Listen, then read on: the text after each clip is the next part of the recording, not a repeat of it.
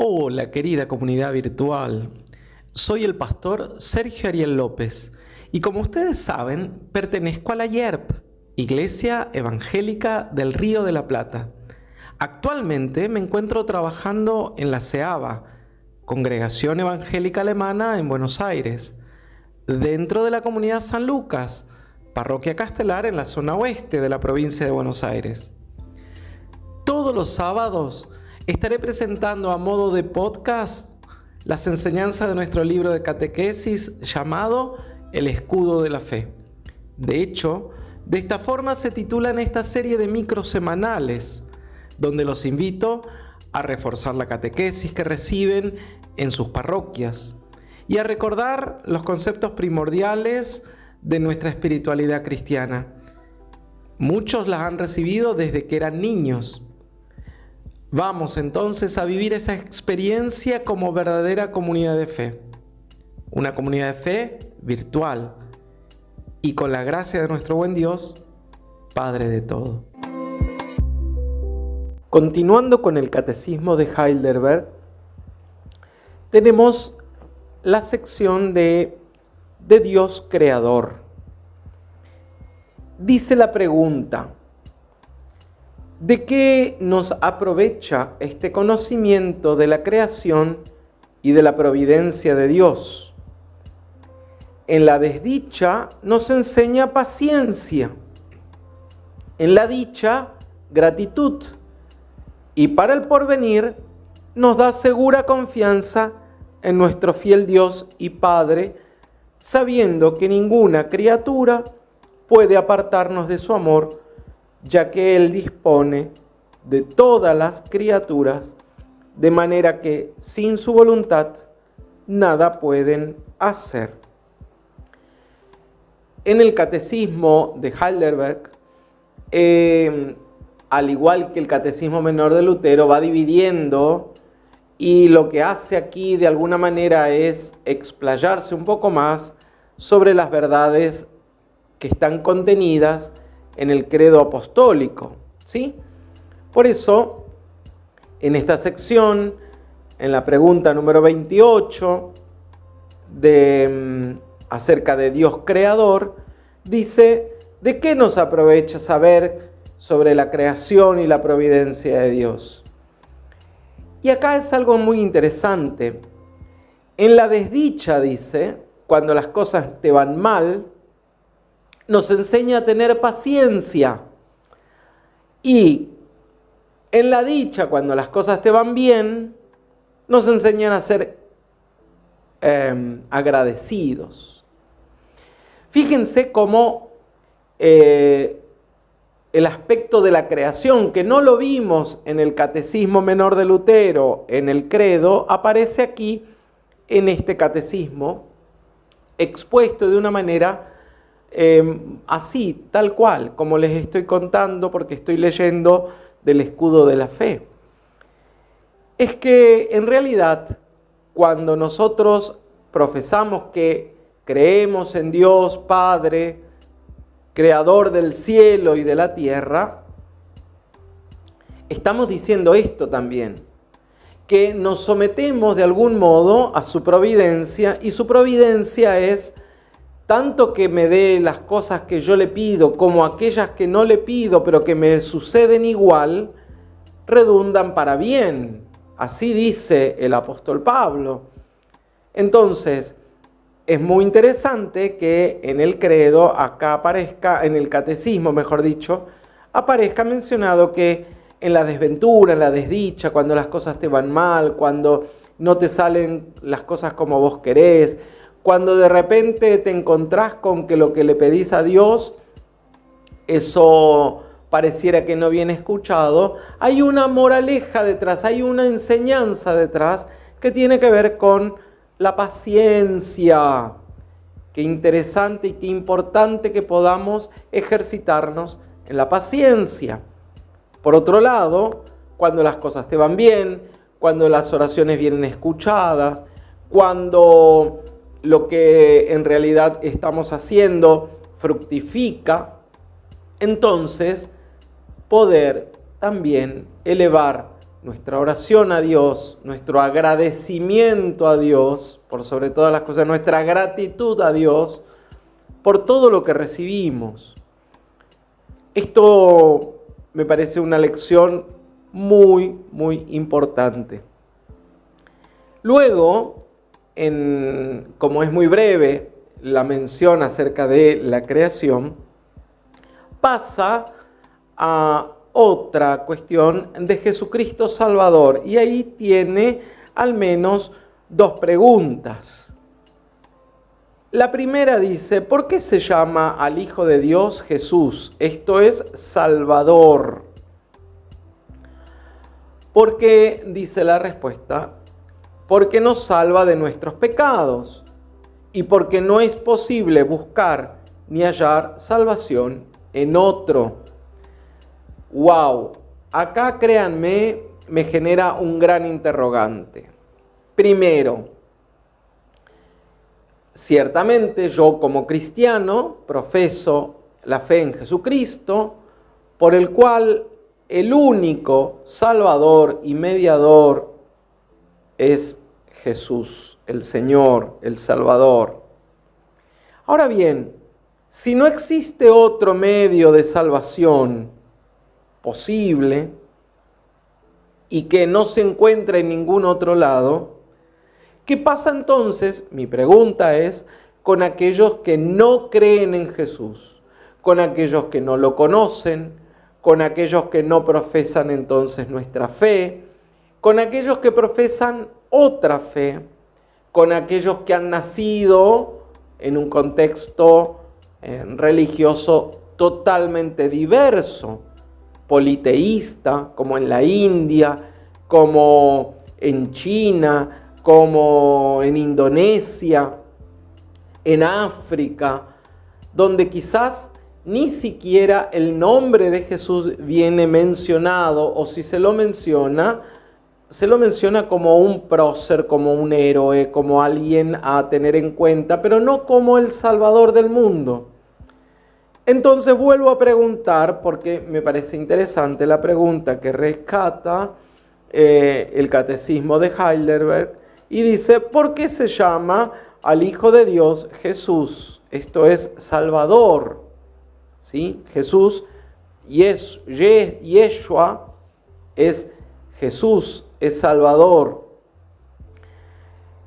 Porque dice, nos salva de nuestros pecados y porque no es posible buscar ni hallar salvación en otro.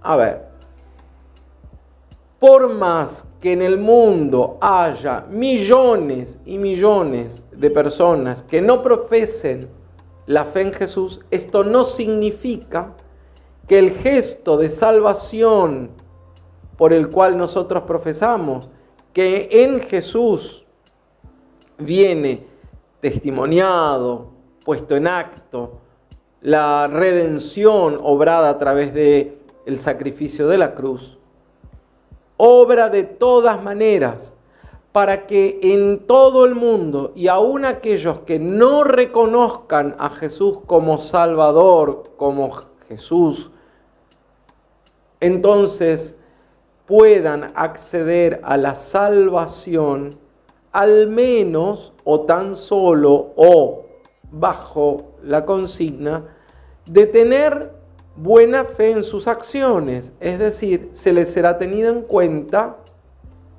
su modo de actuar, su modo de ser, su modo de conducirse, su modo de practicar la justicia, el derecho.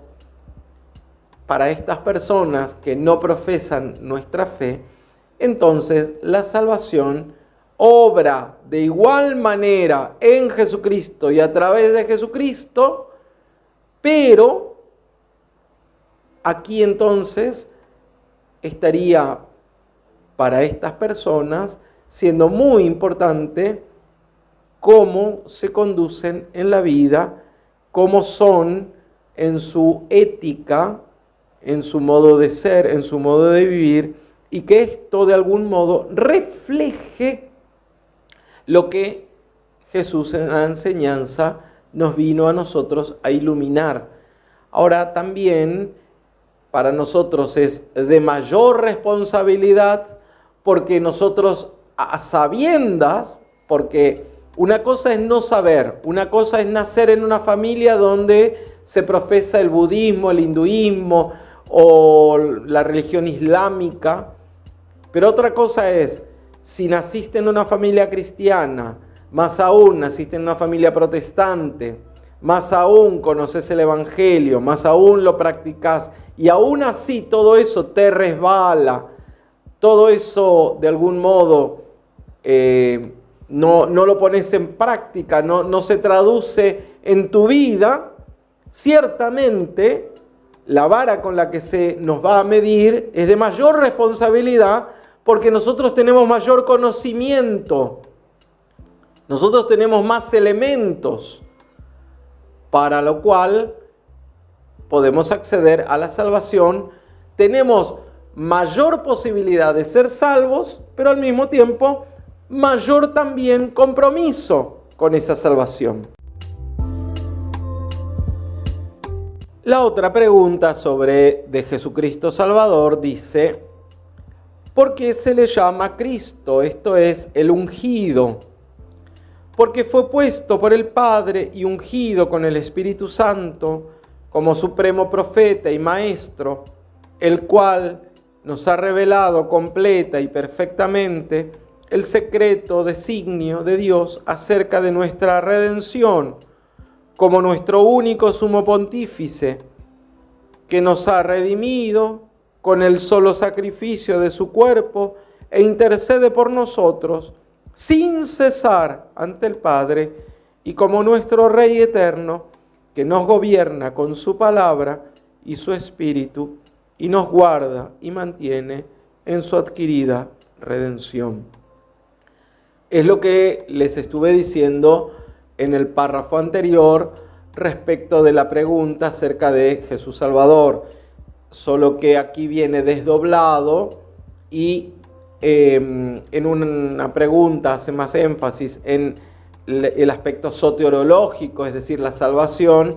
Aquí viene puesto en debate o en reflexión el aspecto de Cristo. Somos cristianos, estamos marcados, estamos ungidos por este nombre que de alguna manera nos alcanza para nosotros la redención, siendo Él, Jesús, el único puente, pontífice puente entre Dios y la humanidad. El tercer aspecto que nos relata el catecismo del cristiano. O sea, fíjense cómo en la semana pasada abordamos temas como de la miseria del hombre, de la salvación del hombre. Hoy estamos hablando de Dios creador, de Jesucristo Salvador, ahora del cristiano. ¿Qué pregunta se hace respecto del cristiano? ¿Por qué eres tú llamado cristiano? Qué lindo. ¿Por qué eres tú llamado cristiano? Ahora, abro un paréntesis. ¿Te pusiste a pensar que ese nombre te fue dado? Llevas el nombre de cristiana, de cristiano, y eso tiene una vocación, es un llamado. Una vez estaba en un subte en Corea y yo llevaba una crucecita colgada al cuello, como tantos de ustedes llevan una crucecita. Y una señora que iba sentada en el subte, ella coreana, claramente yo no entendía lo que ella hablaba, no entendía lo que ella decía, me señala la cruz y me dice, cristiano, cristiano. Y se sonríe. Y yo, que no sabía hablar coreano y ella no sabía hablar inglés, no nos pudimos comunicar.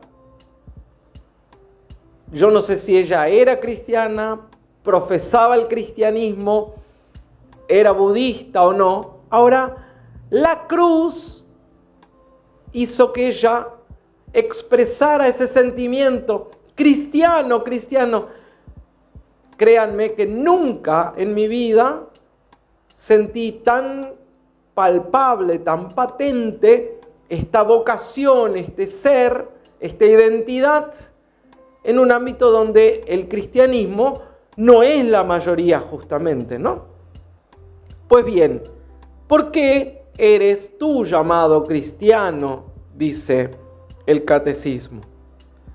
Porque por la fe soy miembro de Cristo y por consiguiente participante de su unción, a fin de que se dé testimonio de su nombre y me ofrezca a Él en viviente sacrificio de gratitud.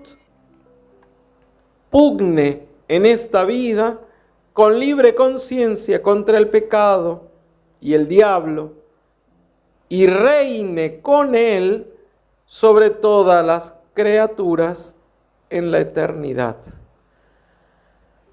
Claramente, hermanos y hermanas mías, otra vez aparece la fe como la roca sólida en la que se fundamenta nuestra identidad.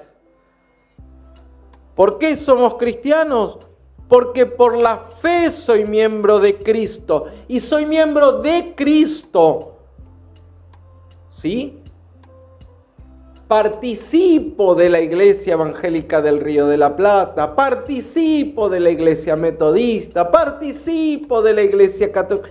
Soy miembro de estas iglesias, pero en realidad, antes que nada, soy miembro porque estoy unido a Cristo. Mi fe es en Cristo. Esto es trascendental, esto es fuerte. Y por consiguiente, entonces soy partícipe del haber sido ungido por Él. Testimonio el nombre de Jesús.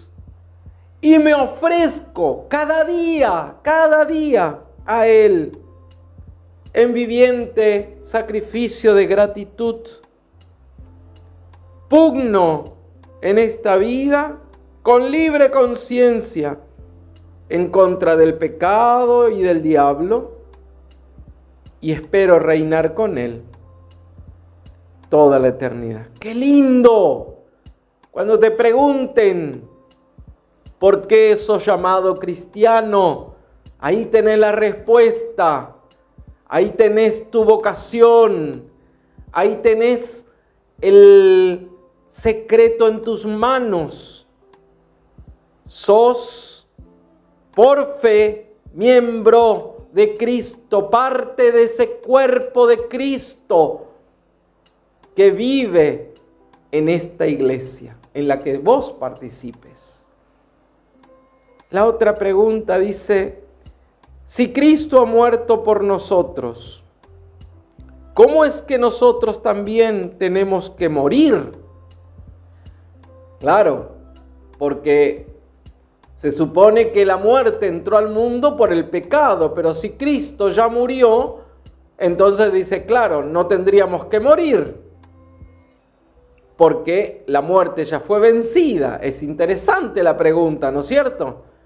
Porque en el Génesis, cuando Dios le dice, bueno, porque desobedecieron, ahora van a ganarse el pan con el sudor de su frente, etcétera, etcétera, parirán con dolor, le dice a la mujer. Y finalmente hay que morir como consecuencia de pecado. Ahora bien, si Cristo murió, nos redimió, Él murió por todos. Entonces, si la muerte ya fue vencida, el pecado fue vencido, ¿por qué morimos? Entonces la respuesta que dice el catecismo dice, nuestra muerte no es la expiación de nuestros pecados, sino la abolición del pecado y la entrada en la vida eterna. Estamos llamados, nuestra Nuestro llamado es a vivir con Dios. Por eso ahora tenemos un cuerpo mortal, un cuerpo finito, un cuerpo donde ahora cohabita cuerpo y alma, cuerpo y espíritu, y algún día eso se vuelve cadáver y nuestro espíritu vuelve al Creador. Qué linda enseñanza la de este sábado, la de este encuentro, en la cual pudimos abordar dos aspectos de este catecismo de Heidelberg que está contenido en el escudo de la fe. Hasta aquí nuestro encuentro de catequesis del día. No se olviden de regalarme un me gusta, compartir. Así me ayudás a llegar a más personas y activás la campanita para recibir la notificación cada vez que subimos un video. Con ustedes nos vemos en la semana con el pastorcito y su mate. Y el sábado que viene volveremos con nuestras clases interactivas de catequesis, llamadas el escudo de la fe. A vos que estás escuchando, que tengas un feliz y bendecido domingo.